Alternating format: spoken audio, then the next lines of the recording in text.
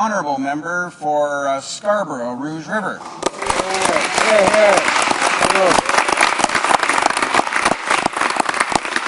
Thank you, Mr. Speaker.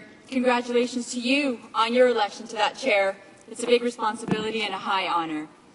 Mr. Speaker, I would like to make note that I will be sharing my time with the member for York South-Weston.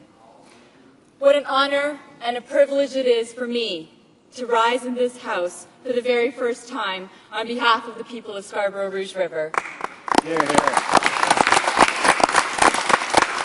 Above all, today, I want to take this opportunity to thank my constituents for the confidence and trust that they have placed in me to represent and advocate on their behalf. I will fight for their priorities every single day. I also want to acknowledge the previous member for Scarborough Rouge River, Mr. Derek Lee, for his 23 years of service to Scarborough Rouge River. We do have different ideas about the country we want to build, but we share our love for community and a commitment to public service. Et par le fait même, je voudrais aussi féliciter tous mes collègues du Québec et de partout au Canada pour leur succès obtenu lors de l'élection de 2 mai dernier. Je sais que notre équipe fera tout en son pouvoir pour défendre vos intérêts face aux politiques de ce gouvernement conservateur. அடுத்து கனேடிய பாராளுமன்றத்தின் முதலாவது தமிழ் உறுப்பினர் என்ற வகையிலே இந்த மதிப்புக்குரிய அவையிலே எனது தாய்மொழியில் பேச முடிவதையிட்டு ஒருங்கே பெருமையாகவும் எளிமையாகவும் உணர்கிறேன். தமிழர்களாகிய நாம் பெரும்பாலும் ஒடுக்குமுறைகளிலிருந்தும் போர்ச்சூழலிலிருந்தும் தப்பித்தே கனடாக்கு வந்திருக்கிறோம். கனடா எங்களை இரு கரம் கொண்டு அரவணைத்தது. நாமும் இந்த பெருநாட்டின் பொருளாதார வளர்ச்சிக்கும் பண்பாட்டு வளத்திற்கும் முனைப்போடு பங்களித்து வருகிறோம். இன்று இந்த அவையிலே தமிழ் பேசப்பட்டதை, இந்த மைல்கல் எம்மால் எட்டப்பட்டதை அறிந்து ஸ்கார்பரோ ரூஜ் ரிவரிலும் டொரண்டோ பெரும்பாகத்திலும் ஏன் உலகெங்குமே பறந்து வாழும் புலம்பெயர் தமிழர்கள் நிச்சயமாக பெருமையடைவார்கள். கனடாவில் எமது சமூகத்தின் வளர்ச்சியின் அடுத்த படி இது. தமிழர்களின் பிள்ளைகள் எதிர்நோக்கும் தடைகள் தகரும்.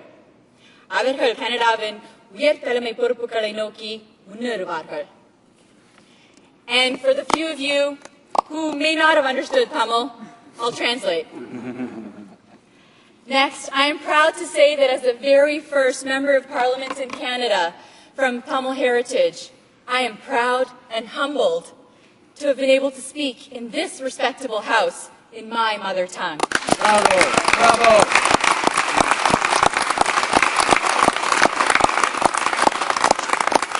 Many of us Tamils came to Canada fleeing persecution and a civil war. Canada embraced us with open arms, and we have been doing our utmost to contribute to the economic development and cultural fabric of this great country.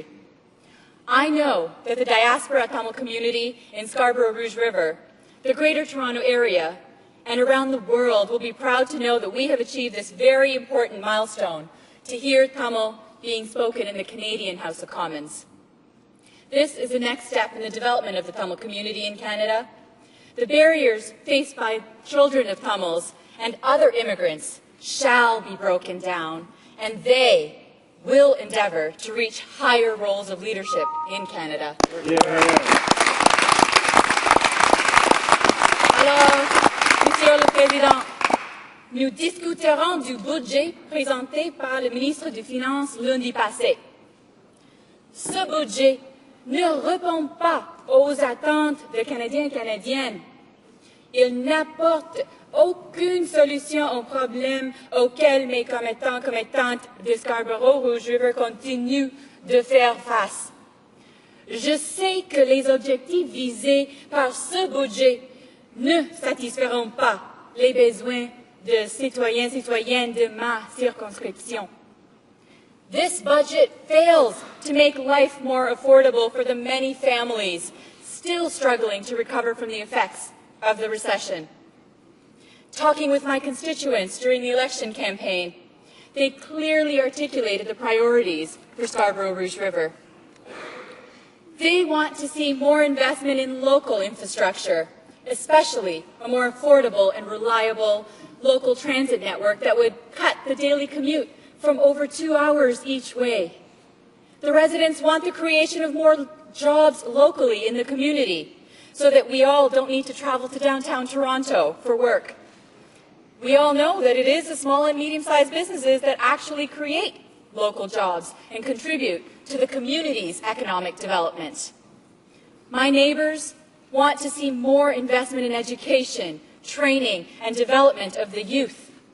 The youth in the high schools and their parents are concerned about the fact that post-secondary education is beyond their reach because of the skyrocketing tuition fees and the systemic barriers that visible minorities and people from lower income households face with respect to the accessibility of post-secondary education.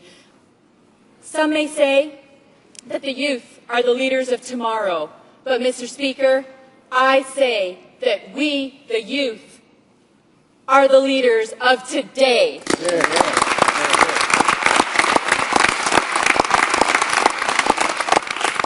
Many of the young families are concerned about the fact that childcare and elder care are neither accessible nor affordable. The seniors are concerned that after paying into the system for so many years, for much of their lives, they are now retiring into poverty. The newer immigrants are concerned about the access to settlement and integration services and the arduous process for having their foreign credentials recognized.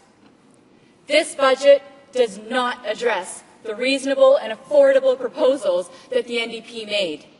Mr. Speaker, this budget does nothing to strengthen the CPP. It does nothing to provide relief for the family budget. It does nothing for the millions of Canadians without access to a family doctor. It fails to lift every senior out of poverty. Mr. Speaker, it does nothing to reverse the $50 million cuts to immigrant settlement service agencies. It does nothing to create good, reliable jobs in our local communities. And it really doesn't have a strong vision for investment in post-secondary education. Canadians from coast to coast to coast voted for change in this election, and over 4.5 million Canadians voted for New Democrats to make this a truly historic election. I'd like to once again thank the constituents of Scarborough Rouge River for contributing to this history by electing me. They chose many firsts this time, Mr. Speaker. The first New Democrat to represent the constituency, the first woman to represent them, the first person of color, the first youth to advocate for them, and of course, the very first female Tamil Member of Parliament in the world outside of India and Sri Lanka. Mr. Speaker, I thank you and I thank the residents of Scarborough Rouge River again for giving me this privilege to serve them and to be a member in this House. Hear, hear, hear, hear.